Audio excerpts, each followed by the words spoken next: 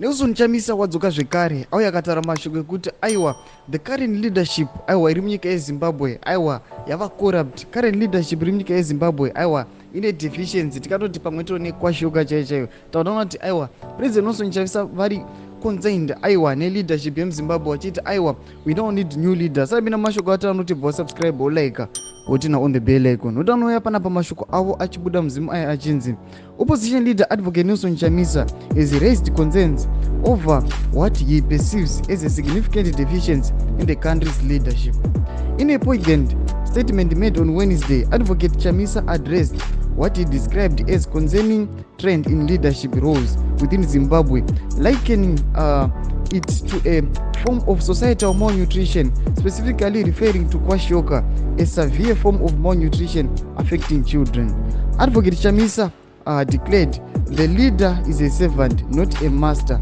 Advocate Chamisa's statement encapsulates a powerful message about fundamental nature of leadership. He emphasizes the principle that leadership is fundamentally about service and enabling others. To lead is to serve. To serve is to enable. A leader is a servant is an enabler, he expressed. Great leader enable those who they serve.